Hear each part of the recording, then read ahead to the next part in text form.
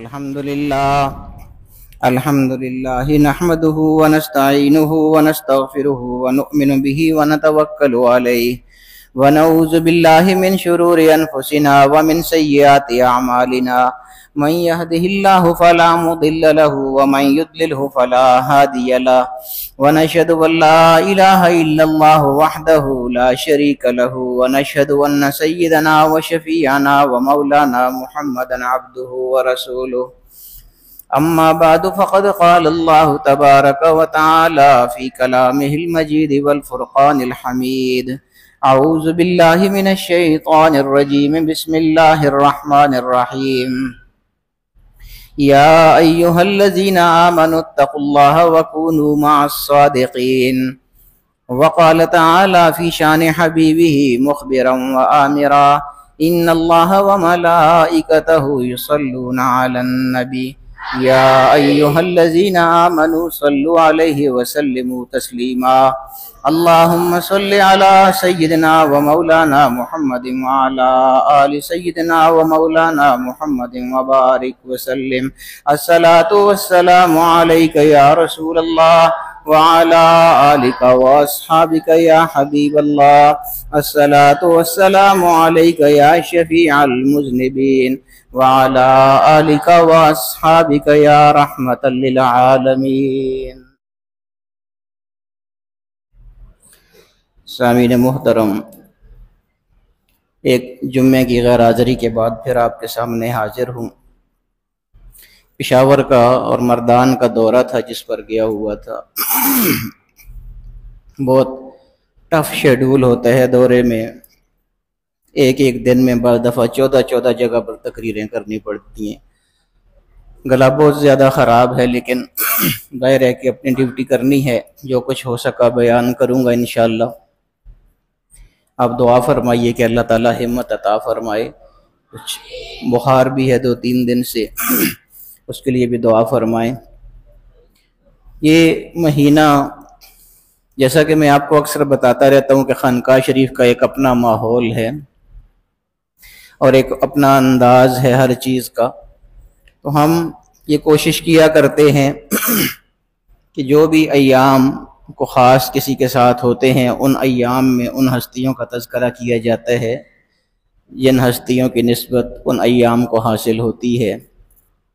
ربیع الاول شریف آئے گا تو ربیع الاول حضور علیہ السلام کے حوالے سے گفتگو کرتے رہتے ہیں۔ اسی طرح خلفائے راشدین کے جو ایام وصال ہیں ان کے حوالے سے گفتگو کرتے ہیں۔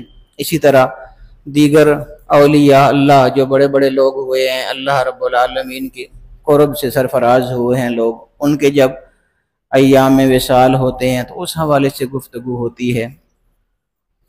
ہمارے علاقے میں ایک لفظ مشہور ہے 11ویں شریف، اپنے اپنے انداز ہیں 11ویں شریف کا ختم کروانے کے۔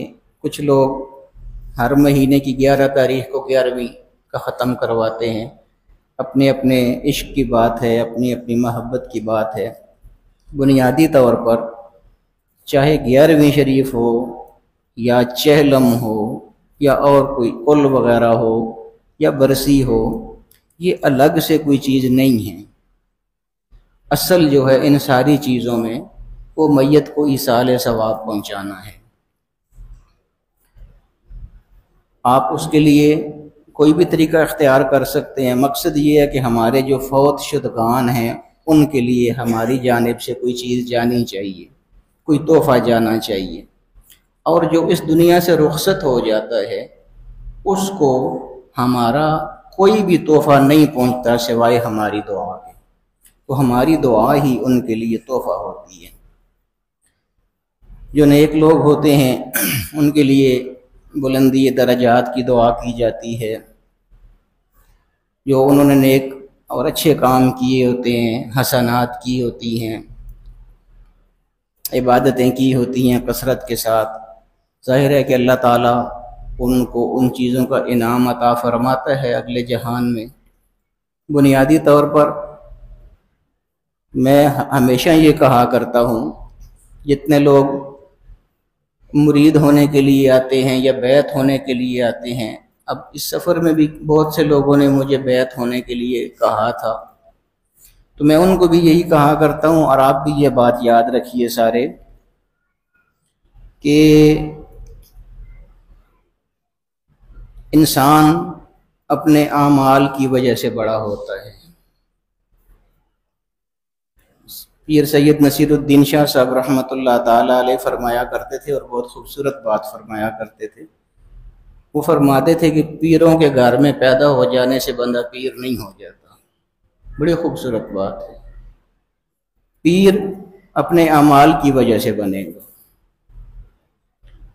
میں اگر پیروں کے گھر میں پیدا ہوا، اگر میرے اپنے اعمال ٹھیک نہیں ہیں تو نہ میں پیر ہو سکتا ہوں، نہ میں اللہ کا ولی ہو سکتا ہوں۔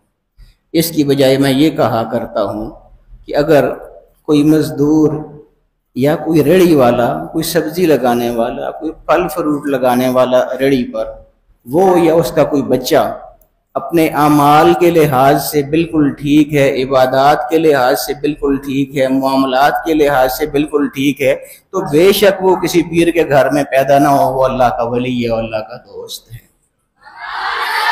بنیاد اپنے اعمال، ہر چیز اپنے اعمال کی وجہ سے ہوگی۔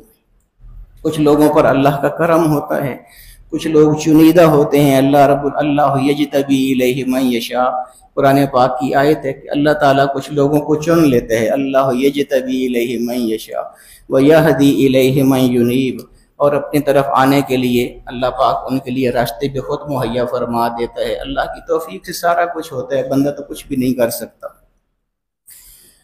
تو بنیادی طور پر اپنا عمل جو ہے نا، یہ انسان کی کامیابی ہے۔ ولی اللہ، بہت سے ولی اللہ گزرے ہیں تاریخ میں۔ سیدنا شیخ عبد القادر جیلانی رحمۃ اللہ تعالی علیہ، جن کے نام سے 11ویں شریف منسوب ہوتی ہے۔ کچھ لوگ ہر مہینے 11ویں کرتے ہیں، 11ویں کا ختم دیتے ہیں، تو وہ مقصد یہ نہیں ہوتا کہ وہ 11ویں کے دن کی خاصیت ہے، نہیں، بلکہ وہ 11 تاریخ نسبت ہے 11 کی تاریخ ان کے وصال کے ساتھ، کہ 11 کو ان کا وصال ہوا تھا اسلامی مہینے کی 11 تاریخ کو۔ اس 11 تاریخ کو چونکہ ان کا وصال ہوا تھا، اس لیے ان کے اصال ثواب کے لیے کوئی محفل کر کے خیرات وغیرہ کر دی جاتی ہے۔ ہر مہینے کچھ لوگ کرتے ہیں، لیکن جو اصل ان کا وصال ہوا تھا وہ یہ جو مہینہ ابھی اسلامی چل رہا ہے، ربیع الثانی، اس مہینے کی 11 تاریخ کو ان کا وصال ہوا تھا۔ تو گویا اسلامی لحاظ سے یہ مہینہ ان کے یوم وصال کا مہینہ ہے، جو اصل جس کو بڑی 11ویں شریف بھی لوگ کہتے ہیں، وہ بڑی 11ویں کا مطلب یہی ہے کہ یہ وہ خاص وہ مہینہ ہے جس کی 11 تاریخ کو ان کا وصال ہوا تھا۔ تو لوگ اپنے اپنے انداز میں ان کو خراج تحسین پیش کرنے کے لیے محافل کا اہتمام کرتے ہیں، اور میں اکثر کہا کرتا ہوں کہ ہماری محافل میں، چاہے وہ میلاد شریف کی محفل ہو، چاہے وہ کسی ختم کی محفل ہو، ان میں سوائے اس کے کہ ابتدا اس کی اللہ رب العالمین کے کلام سے ہوتی ہے، پھر حضور علیہ الصلوۃ والسلام کی تعریف کی جاتی ہے نعت کی صورت میں، پھر اسی میں بعد میں اللہ اور رسول کا ذکر نثر کی صورت میں، خطاب کی صورت میں، تقریر کی صورت میں ہو جاتا ہے۔ تو یہ پوری محفل ہماری کوئی بھی ہو، یہ انہی چیزوں پر مشتمل ہوتی ہے، اللہ کا کلام، حضور علیہ الصلوۃ والسلام کی نعت، اور پھر بعد میں تقریر یا خطاب، وہ بھی اللہ اور رسول کے ذکر پر مشتمل ہوتا ہے۔ کوئی بھی چیز اس میں غلط نہیں ہے شرعی حوالے سے۔ 11ویں شریف کا اہتمام لوگ کرتے ہیں اس نسبت کے ساتھ کہ وہ سیدنا شیخ عبد القادر جیلانی رحمۃ اللہ تعالی علیہ ان کا یوم وصال ہے۔ ربیع الثانی کا یہ مہینہ چل رہا ہے، اور اسی کی 11 تاریخ کو ان کا وصال ہوا تھا، جس کو بڑی 11ویں کہا جاتا ہے اور بڑی 11ویں کا ختم دیا جاتا ہے۔ ان لوگوں کو کیوں یاد رکھا جاتا ہے؟ یہ ان کے دن کیوں منائے جاتے ہیں؟ یہ ہر جگہ یہ محفلیں کیوں کی جاتی ہیں؟ ہر آدمی کے لیے تو کوئی ایسی محفلیں نہیں کرتا۔ جتنے ختم 11ویں شریف کے ہوتے ہیں پوری دنیا میں، کسی عام آدمی کے لیے تو نہیں ہوتے۔ تو اگر ان کے لیے ہوتے ہیں تو پھر انہوں نے کچھ ایسا کیا ہوگا نا کہ جس کی وجہ سے ہوتے ہیں۔ وہ جو زندگیاں گزارتے ہیں وہ عام زندگیاں نہیں ہوتی ہیں۔ عام طور پہ حضور غوث اعظم کے حوالے سے آپ اکثر سنتے رہتے ہیں کہ چونکہ بہت بڑے ولی اللہ بھی تھے، آپ کی کرامات بہت زیادہ ہیں، اکثر آپ ان کی کرامات سنتے رہتے ہیں، لیکن کرامات کا تعلق تصوف کے ساتھ ہوتا ہے، طریقت کے ساتھ ہوتا ہے، پیری کے ساتھ ہوتا ہے۔ لیکن حضور غوث اعظم، ان کو اللہ پاک نے دونوں چیزوں میں بھرپور ملکہ عطا فرمایا تھا۔ وہ شریعت کے بھی بادشاہ تھے، طریقت کے بھی بادشاہ تھے۔ وہ ظاہری علوم میں بھی استاذ تھے، اور باطنی علوم جو اندر کے علوم ہیں، دل کے علوم ہیں، مخفی علوم ہیں، ان کے بھی وہ امام تھے۔ دونوں کا ملکہ اللہ پاک نے ان کو عطا فرمایا تھا، اور ایسے ہی نہیں عطا فرمایا تھا، انہوں نے اس کے لیے بہت زیادہ محنت کی تھی، پھر اللہ پاک نے عطا فرمایا تھا۔ اور علم کے حوالے سے بلکہ جو ان کو طریقت میں جو مرتبہ ملا ہے، وہ خود اپنے اشعار میں بیان فرماتے ہیں کہ مجھے جو اللہ پاک نے ولایت کا درجہ اور کتب ہونے کا درجہ عطا فرمایا ہے، تو یہ کسی اور وجہ سے نہیں فرمایا، کسی اور وجہ سے نہیں عطا فرمایا، بلکہ میرے علم کی وجہ سے عطا فرمایا ہے۔ وہ فرماتے ہیں کہ 25 سال مسلسل میں نے صحراؤں اور بیابانوں میں اللہ رب العالمین کو پھر پھر کے ڈھونڈا، یعنی پیدل 25 سال کا عرصہ اس ریاضت میں گزارا۔ اس دوران پھر ظاہری علوم بھی حاصل کیے، اور علوم ایسے حاصل کیے کہ ان کے صاحبزادے فرماتے ہیں کہ 3 دن یہ ہفتے میں درس دیا کرتے تھے، اور ان کے ہر درس میں کم از کم 70,000 کا مجمع سامنے بیٹھا ہوتا تھا جب یہ حدیث سنا رہے ہوتے تھے۔ اور عربی میں قالا کہتے ہیں بات کہنے کو، اور ایک قال ہوتا ہے بولنا، اور ایک حال ہوتا ہے جب کوئی صوفی اپنی توجہ کسی پر پھینکتے ہیں تو وہ حال ہوتا ہے۔ تو ان کے صاحبزادے فرماتے ہیں کہ 70,000 کا مجمع سامنے بیٹھا ہوتا تھا ان کا درس سننے کے لیے۔ جب یہ درس دے رہے ہوتے تھے تو وہ اس درس میں پوری طرح منہمک ہوتے تھے، لوگ سارے جتنے بھی ہوتے تھے، اور یہ جب درس ختم کرتے تھے تو ایک جملہ بولا کرتے تھے کہ بس اب کال ختم ہو گیا ہے، اب حال کی طرف آتے ہیں۔ اور یہ کہنا ہوتا تھا کہ لوگوں پر ایسا وجل طاری ہوتا تھا کہ اپنے کپڑے پھاڑ دیا کرتے تھے لوگ۔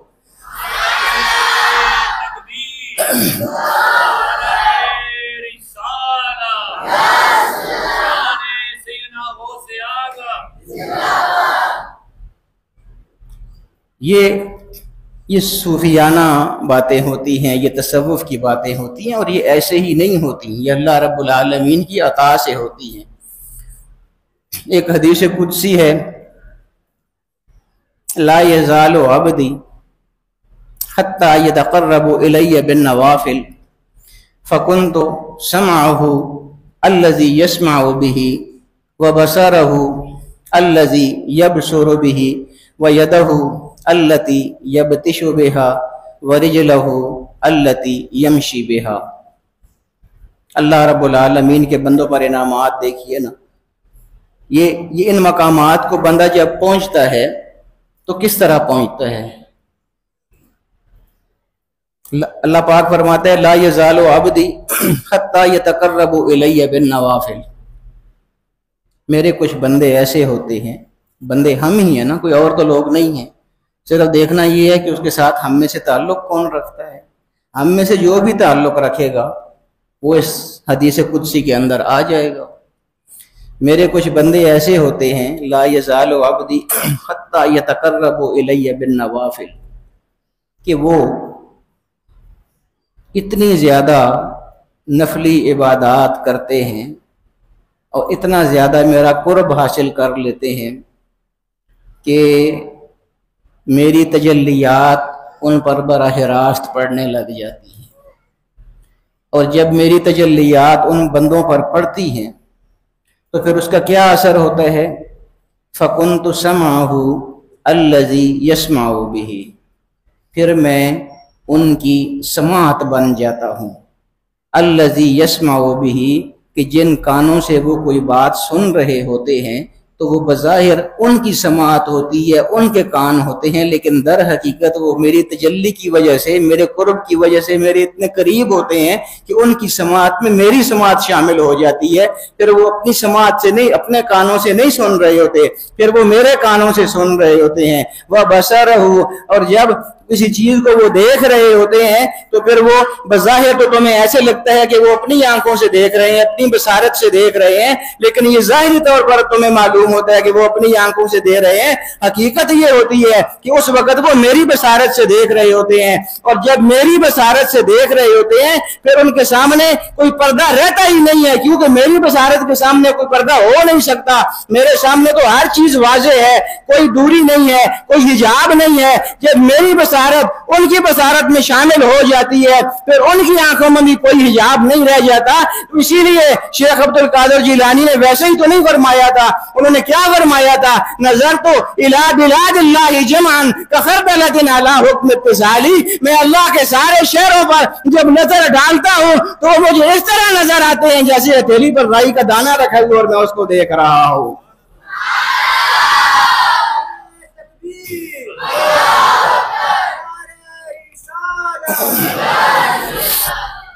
یہ بہت بڑی بات ہے دوستو۔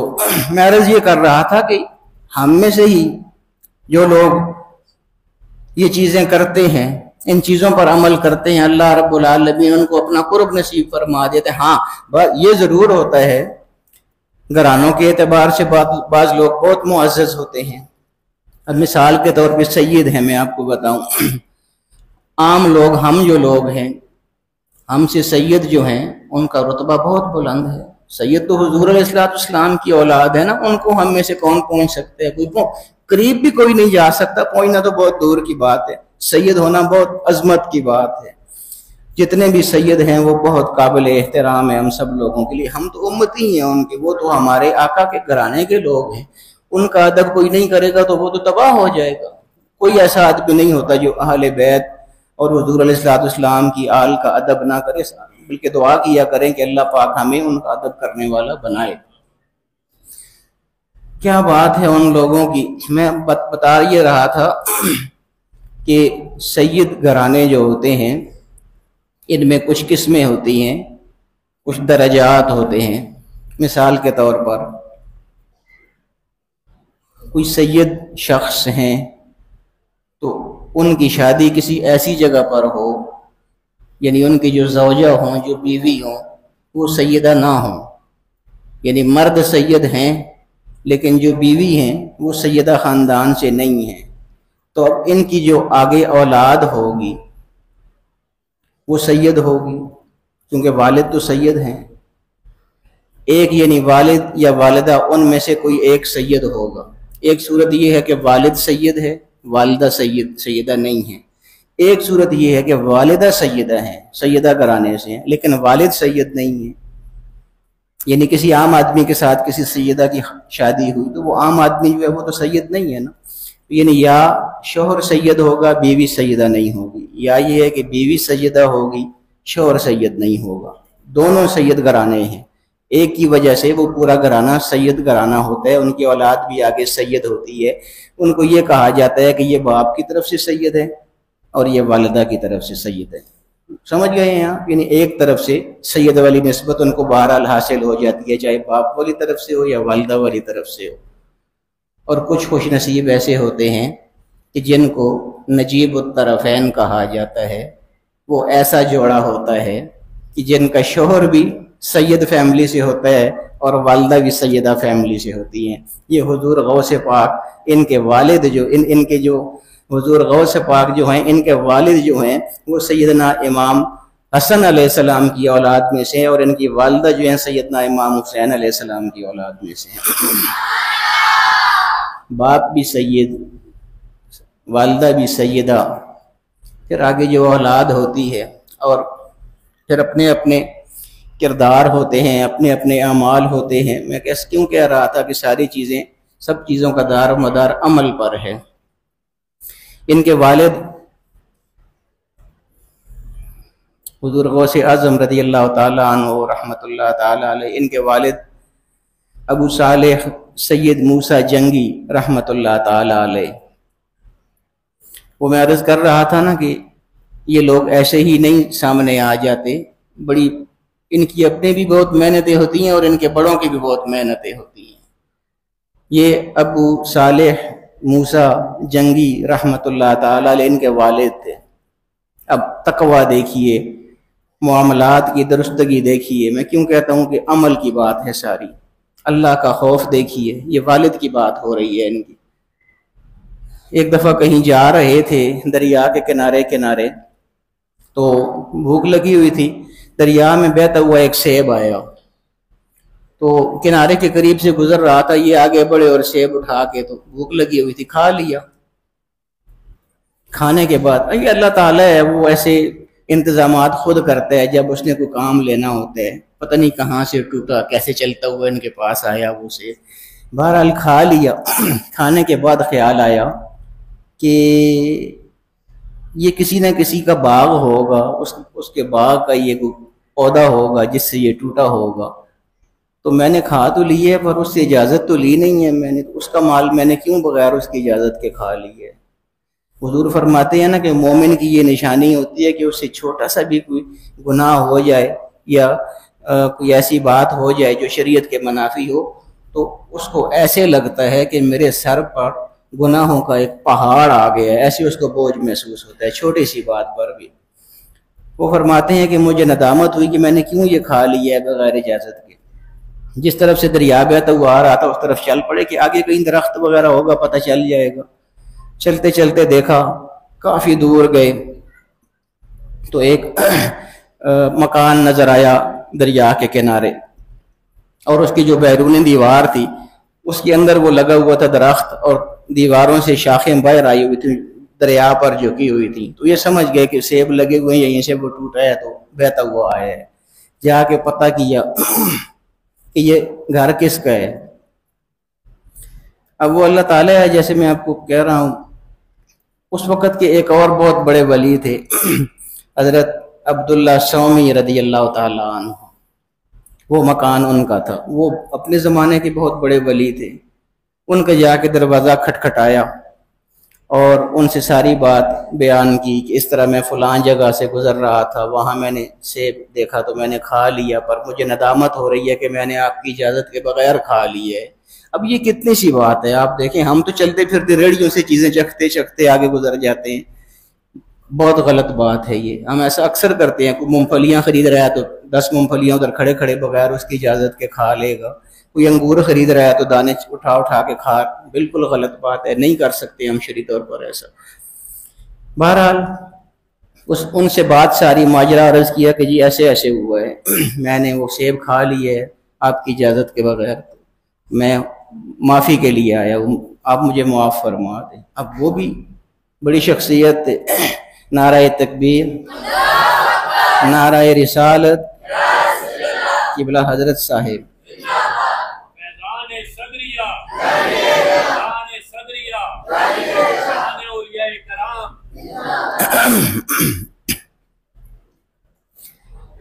وہ بھی اپنے زمانے کے بہت بڑے ولی اللہ تھے، جن کا وہ مکان تھا، جن کے گھر سے وہ سیب گرا تھا۔ ظاہر ہے کہ یہ لوگ تو دلوں کو دیکھنے والے ہوتے ہیں۔ انہوں نے جب اپنا ماجرا بیان کیا اور انہوں نے اپنی بصیرت کی نگاہ ان پر ڈالی تو سمجھ گئے اتنی دور سے ایک بندہ سیب کھا کے مجھ سے معافی مانگنے آ گیا ہے تو یہ کوئی عام بندہ تو نہیں ہو سکتا۔ انہوں نے کہا کہ معافی تو تمہیں ملے گی لیکن میری ایک شرط ہے اس کے لیے۔ انہوں نے کہا جی میں ہر شرط پوری کروں گا۔ فرمایا کہ 12 سال تک یہاں میرے پاس رہو گی اور میری خدمت کرو گی۔ 12 سال اب بہت بڑا عرصہ ہے، کہنا آسان ہے، 2 سال بھی آدمی نہیں رہ سکتا کسی دوسری جگہ کسی کے پاس۔ انہوں نے کہا جی میں منظور ہے مجھے، میں 12 سال یہاں رہوں گا، آپ کی خدمت کرتا رہوں گا۔ رہے 12 سال خدمت کرتے رہے ان کی، صرف اس لیے کہ مجھے اس کی معافی مل جائے کہ میں نے سیب کیوں کھا لیا ان کی مرضی کی بغیر۔ 12 سال تک ان کی خدمت کرتے رہے۔ 12 سال کا عرصہ گزارا بڑی مشقت کے ساتھ، بڑی محنت کے ساتھ، بڑی خدمت کے ساتھ۔ جب پورا ہو گیا تو خوش تھے کہ اب رہائی کا وقت آ گیا ہے۔ حاضر خدمت ہوئے ان کے بارگاہ میں، عرض کی کہ 12 سال حضور آپ نے فرمایا تھا خدمت کر لی ہے، اب اگر اجازت ہو تو میں واپس چلا جاؤں۔ انہوں نے فرمایا کہ ہاں، وہ اس سزا کا ایک حصہ تھا، وہ تم نے بڑی اچھی طرح پورا کیا ہے، اس کا دوسرا حصہ ابھی باقی ہے، وہ ابھی پورا کرنا ہے، بس اس کے بعد تم آزاد ہو۔ عرض کی کیا ہے حضور؟ فرمائیے۔ فرمایا کہ میری ایک بیٹی ہے جو آنکھوں سے اندھی ہے، کانوں سے بہری ہے، سن نہیں سکتی ہے، دیکھ نہیں سکتی ہے، ہاتھ اس کے کام نہیں کرتے ہیں، اور ٹانگوں اور پاؤں سے بھی شل ہے، چل نہیں سکتی ہے، اس کے ساتھ شادی کرنی پڑے گی۔ اتنا بڑا امتحان ہے۔ انہوں نے عرض کی ٹھیک ہے حضور میں تیار ہوں، شرط بھی پوری کرنی ہے۔ شادی ہو گئی۔ پہلی ہی رات جب کمرے میں گئے تو آگے دیکھا کہ انتہا درجے کی خوبصورت خاتون بیٹھی ہوئی ہیں، آنکھیں بھی ٹھیک ہیں، کان بھی ٹھیک ہیں، ہاتھ بھی ٹھیک ہیں، پاؤں بھی ٹھیک ہیں۔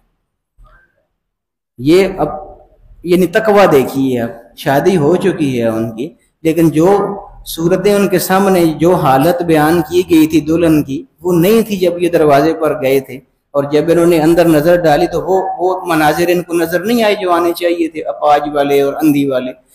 یہ تقویٰ ان کا دیکھیے، وہیں سے واپس ہو گئی۔ پھر ان کے پاس عبداللہ سومی کے پاس آئے، ان کو کہا جی دلہن بھیجنے میں کوئی غلطی ہو گئی ہے، جس کا آپ نے مجھے کہا تھا وہ نہیں ہے، ادھر کوئی اور بھیج دی گئی ہے۔ انہوں نے کہا کہ وہ وہی ہے جس کے ساتھ تمہارا نکاح ہوا ہے۔ تو انہوں نے عرض کی کہ آپ نے فرمایا تھا وہ اندھی ہے، کانوں سے بہری ہے، ہاتھ نہیں کام کرتے، پاؤں نہیں کام کرتے، تو وہ تو سارا کوئی ٹھیک ہے اس کا جس کو میں دیکھ کے آ رہا ہوں۔ انہوں نے فرمایا کہ ہاں ایسا ہی ہے، جو کچھ میں نے کہا تھا وہ بھی ٹھیک ہے، اور جو کچھ تم دیکھ کے آ رہے ہو وہ بھی ٹھیک ہے۔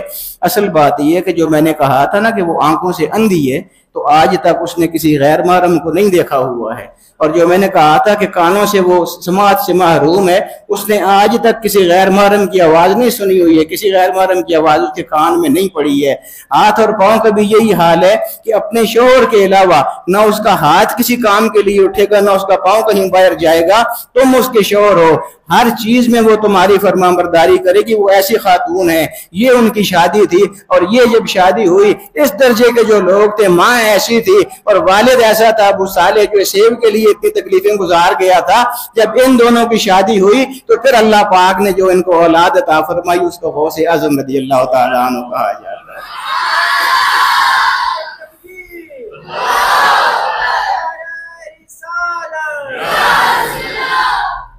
تو یہ میں عرض کر رہا تھا کہ بڑی محنتیں ہوتی ہیں اس کے پیچھے۔ اللہ رب العالمین تو چنتا ہے، لیکن بندہ خود بھی بہت کچھ کرتا ہے۔ اللہ رب العالمین ہمیں ان کی تعلیمات پر چلنے کی توفیق عطا فرمائے۔ اگلے جمعے کو پھر انشاءاللہ 11ویں سے پہلے ایک جمعہ آئے گا، کچھ دیگر باتیں ان کے حوالے سے آپ کو بتاؤں گا۔ وآخر دعوانا الحمدللہ رب العالمین۔